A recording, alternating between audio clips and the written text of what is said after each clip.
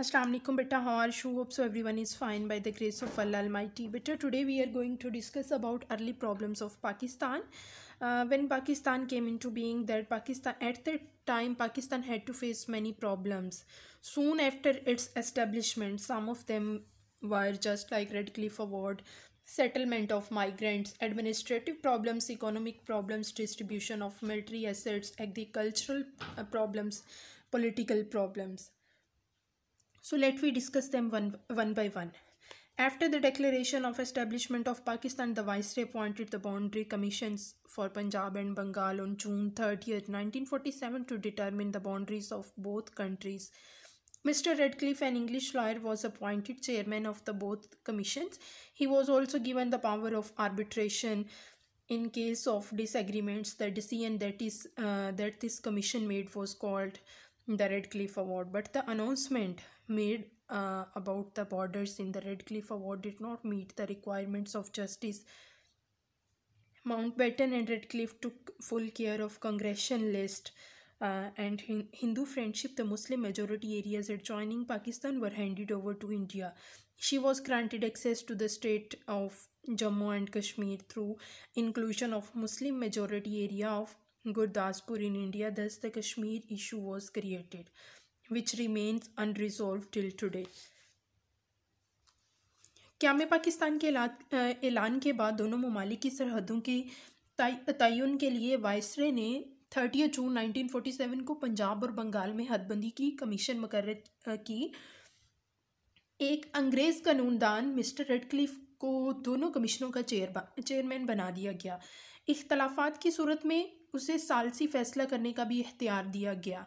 इस कमीशन ने जो फ़ैसला किया उसे रेडक्लिफ अवार्ड कहते हैं। रेडक्लिफ अवार्ड में सरहदों के बारे में जो ऐलान किया गया था वो इंसाफ के तकाज़ों को पूरा नहीं करता था। पाकिस्तान से मिले हुए मुस्लिम अक्सरियती इलाके भारत के हवाले कर दिए गए। गुरदासपुर को मुस्लिम इलाका भारत को देकर कश्मीर तक इसकी रसाई को मुमकिन बना दिया। इस तरह मसला कश्मीर पैदा हुआ जो आज तक हल नहीं हो सका। Then settlement of migrants at the time independence of India and inception of Pakistan, it was not decided that Hindus of Pakistan would go to India and the Muslims of India would go to Pakistan. It was understood that the Muslim majority area would be handed over to Pakistan, where minorities would live under the shadow of the green flag with all the freedom. Hindu-Muslim riots further added to the problems in the newly established state in India. The settlements of peaceful Muslims were burnt to ashes. Bloodshed was caused and the Muslims were forcibly pushed into Pakistan. Pakistan had to face significant difficulties in rehabilitation and resettlement of refugees coming from India. Millions of ruined people came to Pakistan after suffering enormous difficulties. They were kept in migrant camps where cholera broke out. People may die due to the inadequate medical facilities. Although it was an enormous test for the newly born state, the Muslims generously supported their migrants brothers. They provided them food and clothing. Eventually this difficult period passed. इसमें क्या बताया गया है कि क़याम पाकिस्तान के बाद हिंदू मुस्लिम फसादात ने नई मुमलकत के मसाइल में मज़ीद इजाफ़ा कर दिया और भारत में पुरअमन आबाद मुसलमानों की बस्तियां जलाकर राख कर दी गईं। कत्लो गारत का बाज़ार गर्म किया गया। ज़बरदस्ती मुसलमानों को पाकिस्तान में धकेल दिया गया था। ये महाजरीन इस हाल में पाकिस्तान आए कि नई मुमलकत को इनकी बहाली और आबादकारी में खासी दुश्वारियों का सामना करना पड़ा। ये बेहाल लाखों लोग बहुत सी मुश्किलात बर्दाश्त करके पाकिस्तान आए। महाजरीन में ज़ख्मी और बीमार भी थे जिनको मुहाजिर कैंपों में रखा गया जहां हैज़े की वबा फूट पड़ी और इलाज मौलजा के लिए नाकाफ़ी सहूलतों की वजह से बहुत से लोग अल्लाह ताला को प्यारे हो गए। अगरचे ये नई मुमलकत के लिए एक ज़बरदस्त आजमाइश थी और मुसलमानों ने दिल खोल कर अपने महाजिर भाइयों की माली इमदाद की। इन्हें खाना और लिबास मुहैया किया। हर कार मुश्किल वक्त जो था वो गुजर गया। Come toward the next point, administrative problems. Karachi was declared the capital of Pakistan at the time of its establishment. Governor House and the Secretariat buildings were evacuated for the central offices, but their capacity was low, so temporary offices were established in their parts of the city. Even the ministers were deprived of the basic office facilities. The administrative structure was in a dismal state because there was no expert and experienced staff. A total of 81 Muslim officers from the civil service came to Pakistan as its share, but most of them had no experience of the senior post. क्या में पाकिस्तान के वक्त कराची को पाकिस्तान का दारुल हुकूमत बना दिया गया। मरकज़ी दफातर के लिए गवर्नर हाउस और सेक्रेटेरिएट की इमारतें हाली करा दी गईं, मगर वहाँ पे कैपेसिटी कम थी, इसलिए शहर के मुख्तलिफ हिस्सों में टेम्प्रेरी ऑफिसेस जो थे वो बनाए गए।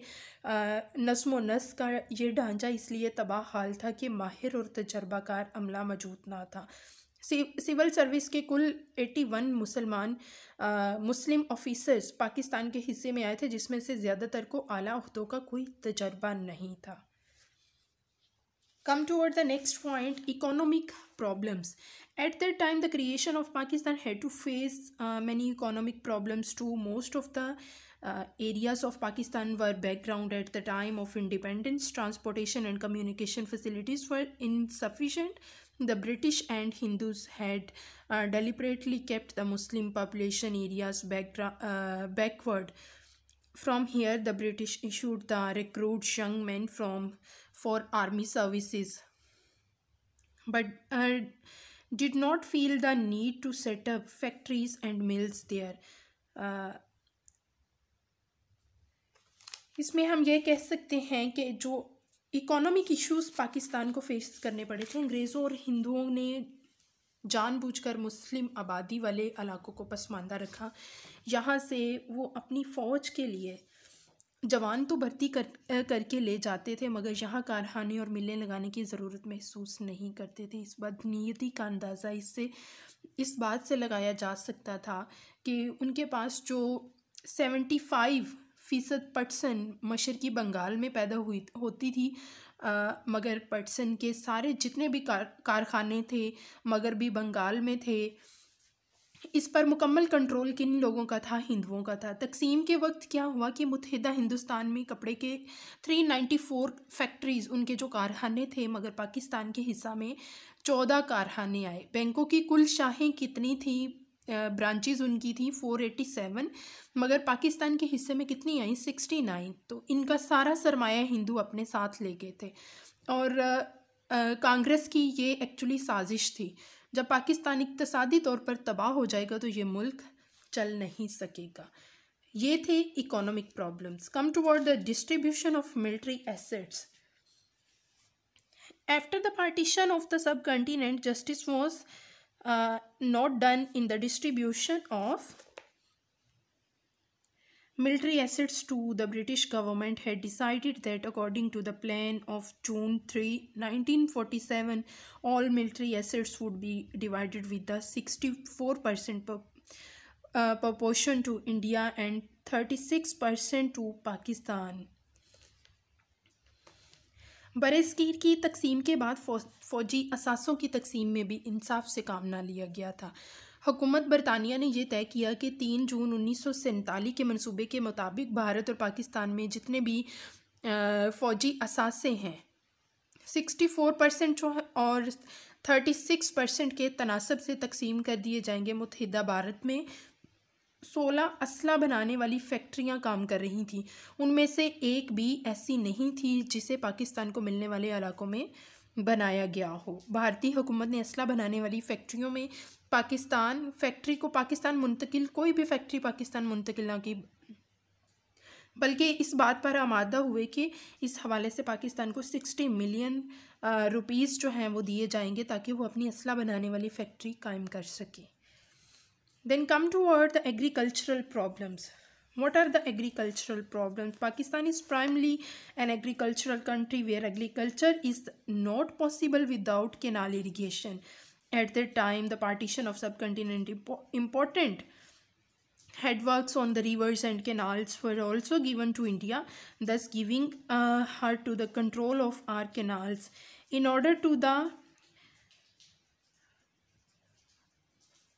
we can say that Pakistan बुनियादी तौर पर क्या था, एक ज़राई मुल्क है। पाकिस्तान एक ज़राई मुल्क है जहाँ नहरी आबपाशी के ज़रिए के बगैर ज़राअत मुमकिन नहीं है।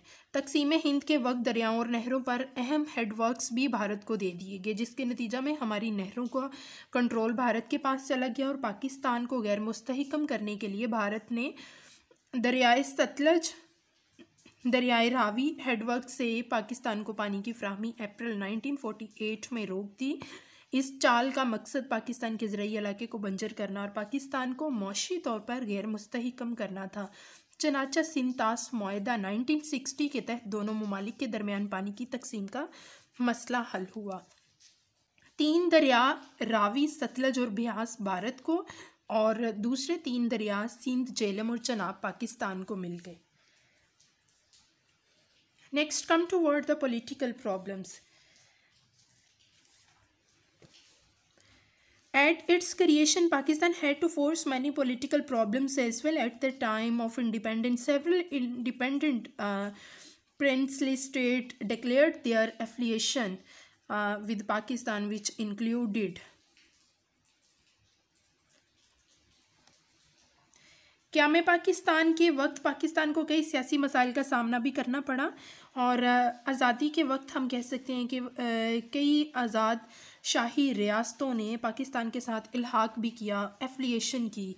इनमें कौन कौन सी रियासतें हैं? मनाद है, दीर है, सवात है, जौनागढ़, ये सारी की सारी क्या हैं? ये स्टेट्स हैं, रियासतें हैं।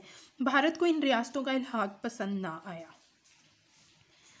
इनमें और इसने क्या किया कि जौनागढ़ पर 9 नवंबर 1947 को इस पर कब्ज़ा कर लिया। इस तरह रियासत कश्मीर पर भी भारत ने 1947 के आखिर में कब्ज़ा कर लिया। कश्मीरी अवाम पाकिस्तान से इल्हाक करना चाहते थे। इस गोमगो की कैफियत में रियासत में तहरीक आज़ादी ने ज़ोर पकड़ा और आज़ाद कश्मीर का इलाका पाकिस्तान में शामिल हो गया।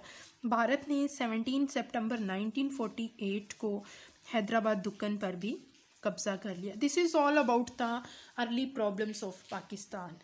It's too much important as regard to the paper point of view.